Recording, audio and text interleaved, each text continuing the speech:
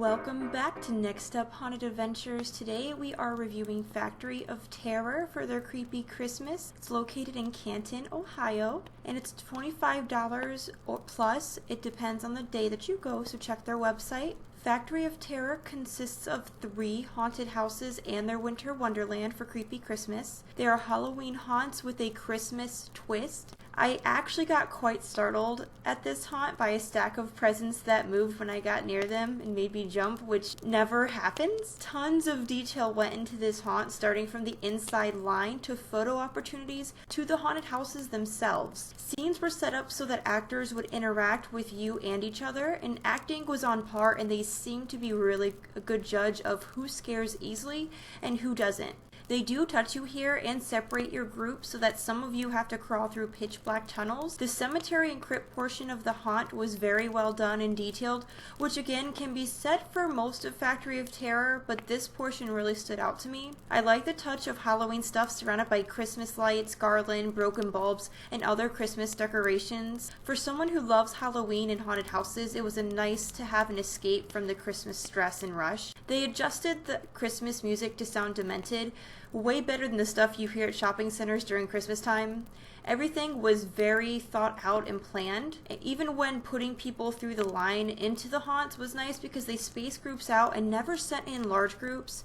It was kept relatively personal, and you were the target since a good distance was kept between groups. I love the creepy Christmas characters that manage to scare people and make others laugh with their mature jokes and demeanor. With the mature jokes, partial nudity of props, and severed heads and other elements, I would recommend a more mature audience for this high caliber haunt. It took about an hour after they opened to go through everything. We got there early, so there wasn't much of a line, and the fast pass line was longer than the general line, which was funny. So they had some issues there. There were actors throwing snowballs at you at the end, and you can actually throw some back, but that actor throwing the snowballs was very good at evading and aiming. Creepy Christmas was beautifully done in a horrific sense, one of the more detailed haunts that I have ever been to. I wanted to mention the highlights for Creepy Christmas at Factory of Terror. They had extraordinary scenery and room details, actors, costumes, animatronics, the ambiance, the fun atmosphere, the giant puppets controlled by actors that swung into the rooms. Those were all very well done. I was very impressed.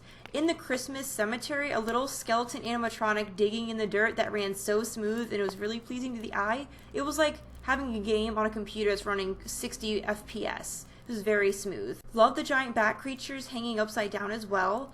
The Hall of Mirrors actors did a good job. They really knew where they were going. Loved the actors playing Heat Miser and Snow Miser. They argued very well. Heat Miser even ate fire out of his hands, which was awesome. The Christmas ghillie suit guy with Xmas lights all over him was super well hidden. I was really impressed. Actors looked like they were really having a good time scaring and joking with people who don't, those that don't scare easily, and Drunk Santa was a goofball.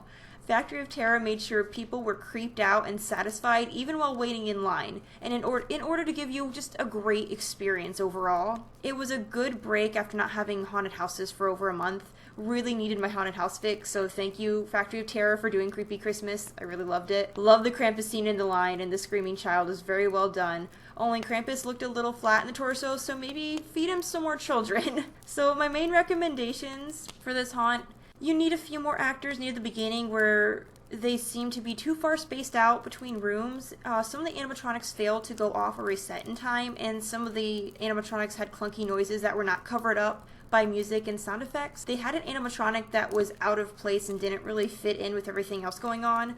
Almost like a particularly room was older and not as well worked on as the rest of the haunt.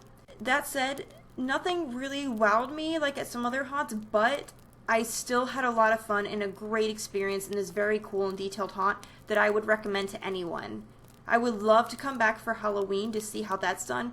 Maybe try out some of their cool looking escape rooms. They continue to make changes for each season, so I'm really excited to go back. If you've been to Factory of Terror, let me know what you thought in the comments below. Like, comment, subscribe for more.